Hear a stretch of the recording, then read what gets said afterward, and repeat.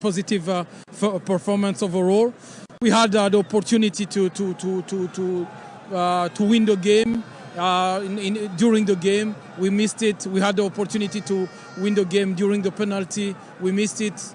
Unfortunately, we wanted to finish by offering to our supporters the victory and finish the day with a joy. But unfortunately, on penalties, it's unpredictable. Yes, I think this is donc c'est un point positif. The support is very positive. We go right in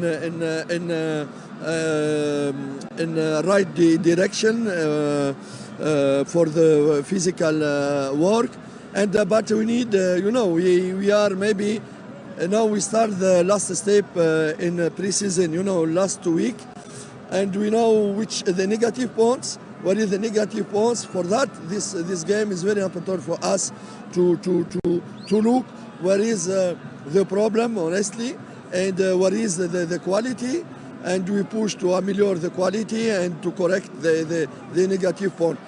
But globally, I have satisfaction for some points today, honestly.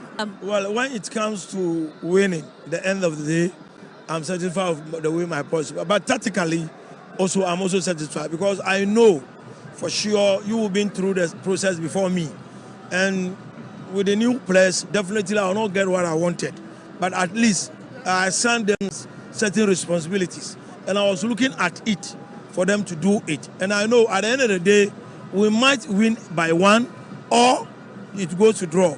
That was my thinking, because when you watch, we didn't attack too much, but defensively, we were ready for you. Because seriously, I don't have to go to match you because you are ahead in terms of preparation, in terms of team cohesion, and so you are ahead of me. So definitely I have to use my sense of judgment to go according to the players I'm having. Because that's what I did today. As I told you, because of the consistency, we don't have it. You understand me?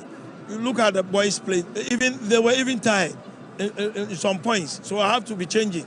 Why? Because we've not started running as usual as the preseason demands.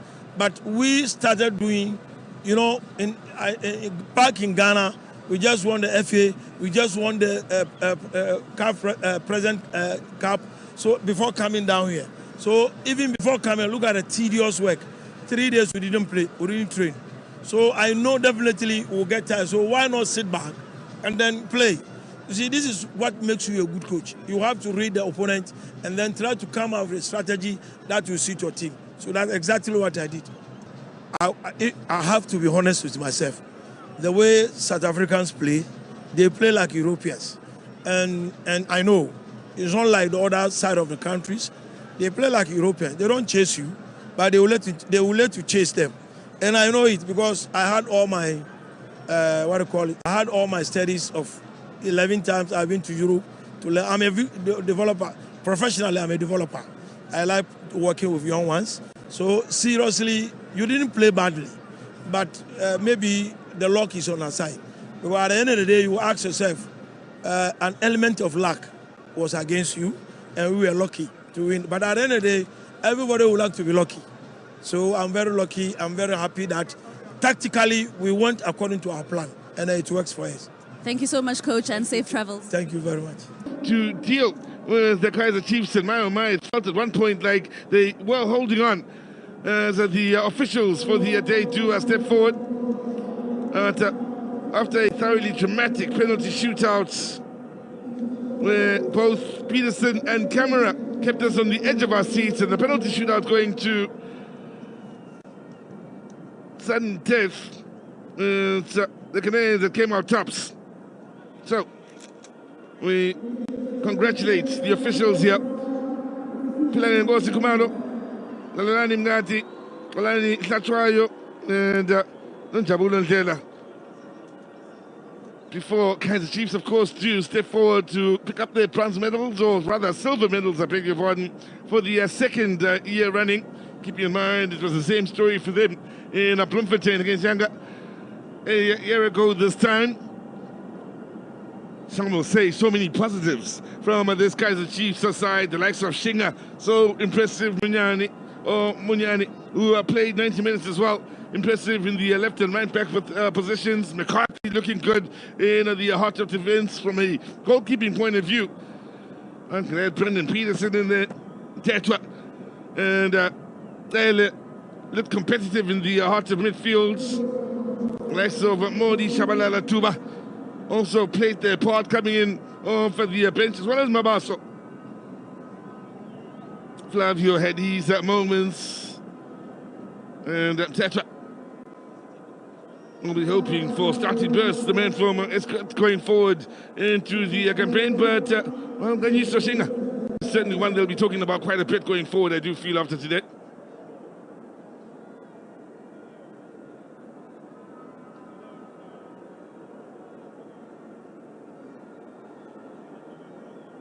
So, Chiefs now, of course, disappointed at the fact that they haven't yet been crowned the Toyota Cup champions. They are the runners-up.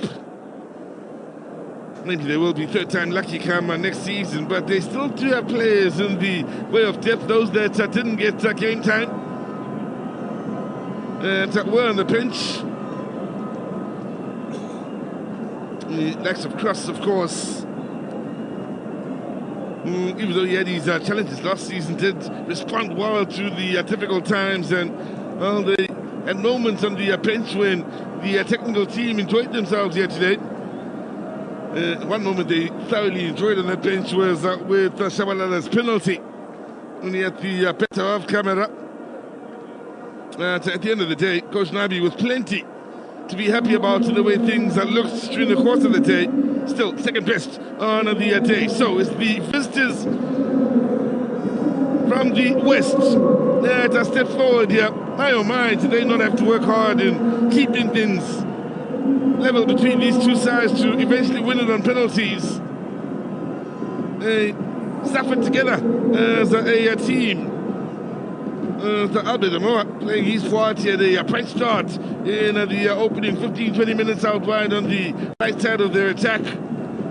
Defensively, the likes of Ansu combined well with Sambo O'Neill in the heart of that defense. Good Amoa starting his dance on the stage then. Yes, Bob. Well, one by one, each of them to earn their stripes. Let's not forget the 18-year-old Amidou Akwa as well out there working hard. The likes of Atabo, Seth Quado, all of them to put in a proper shift. In the end, the trip down south very much worth it for the men from Ghana. They've got their ambitions this season. A nice tough test where they, of course, needed to rethink things and come up with a new strategy in the second half of the game, but did so well enough to ensure that they frustrated Kaizer Chiefs and worked hard as a team together on the defensive end of things. And they'll be hoping for many battles this season where at times they won't be the dominant team, but will be the team that works hardest on the day and ends up in a celebratory mood at the end of it all. As the hero on the day, Mohamed Kamara, he and Brendan Peterson certainly entertained and made that penalty shootout worth watching, with the drama swaying this way and that between these two sides. So, hoping to be crowned champions at the end of the season out in Ghana. They'll hope to, at the end of the next campaign, celebrate in the same fashion as they do now. The trophy slowly making its way onto the podium, and the men from Ghana lifting the trophy through Samba O'Neill, the 25-year-old captain, the champions of the 2025 Toyota Cup from West Africa, from Ghana. It is Asante Kotoko. Now they've had to do it the hard way here. At times they looked as though they were suffering, but they suffered together. And at the end of it all, it was worth it. Asante Kotoko, the 2025 Toyota Cup champions here at the Moses Mapida Stadium at Eguini.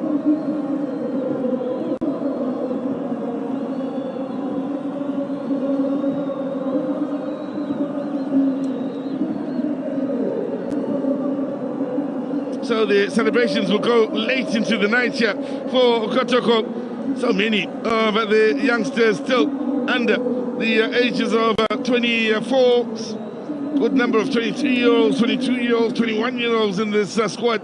They are hoping to build something going forward that will shake up Ghanaian football and shake up football on the continent in the years to come. Your 2025 Toyota Cup champions, we take our hats off to Asante Kotoko of Ghana.